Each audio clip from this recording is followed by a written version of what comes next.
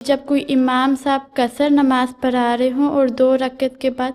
انہوں نے اسلام پھیرنا ہو، جو لوگ مقامی ہیں انہوں نے نماز پوری پڑھنی ہے، تو جب امام صاحب تشہد کے بعد درود شریف اور دوسرے دعائیں پڑھ رہے ہوں تو مقامی لوگ بھی تشہد کے بعد وہی دعائیں پڑھیں یا چپ ہو جائیں؟ بات یہ ہے، اصل چیز فرض نماز ہے، ٹھیک؟ فرض نماز کے لیے اگر عام نماز ہو رہی ہے، آپ لیٹ آئی ہیں، 4 رکعت کی نماز ہے مثلا ظہر کی، اس میں لیٹ آئی ہیں اور 2 رکعت ہو گئی ہیں یا 1 رکعت ہو گئی ہے، تو اپنی 1 یا 2 رکعت پوری کرو، یا 3 رکعت ہو گئی ہیں تو 3 رکعت پوری کرو، ٹھیک ہے؟ اگر امام مسافر ہے، جس طرح میں قصر نمازیں پڑھا دیتا ہوں، تو میں 2 رکعت اگر پڑھتا ہوں 4 کی، تو جو پیچھے یہاں کے رہنے والے لوکل لوگ ہیں وہ اپنی 4 پوری کریں، ٹھیک ہے؟ باقی اگر بیٹھ کے میں دعا کرتا ہوں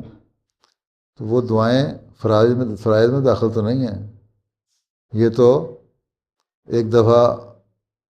غریب لوگ حضرت صلی اللہ علیہ وسلم کے پاس آئے تھے کہ امیر ہمارے سے ہم غریب ہیں اور یہ امیر لوگ جو ہیں یہ ہم جہاد میں شامل ہوتے ہیں، تو یہ ہمارے سے بڑھ کے جہاد میں شامل ہوتے ہیں، ہم تو مانگ کے کسی تلوار لے کے جاتے ہیں، گھوڑا لے کے جاتے ہیں، گھوڑے بھی بہت سارے دے دیتے ہیں، تلواریں بھی دے دیتے ہیں، جہاد میں بھی شامل ہوتے ہیں، چندے بھی دیتے ہیں، عبادتیں بھی ہماری طرح کر لیتے ہیں، تو ہمیں ان سے زیادہ ثواب مل رہا ہے، نہیں ان کو ہمارے سے زیادہ ثواب مل رہا ہے۔ تو حضرت صلی اللہ علیہ وسلم نے فرمایا اچھا تمہیں میں طریقہ بتاتا ہوں، تم نماز کے بعد بیٹھ کے سبحان اللہ اور اللہ اکبر الحمدللہ 33 دفعہ یا 34 اور 33 دفعہ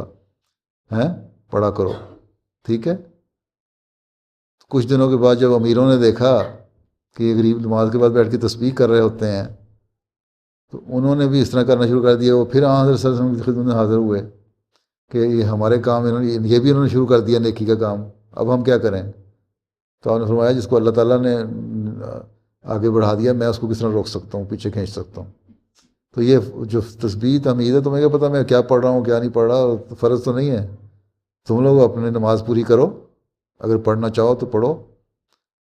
نہیں پڑھنا چاہتے تو نہ پڑھو، ٹھیک ہے؟ لیکن فرض نماز جو ہے وہ بہرحال پوری کرنی ہے، سمجھ آئی؟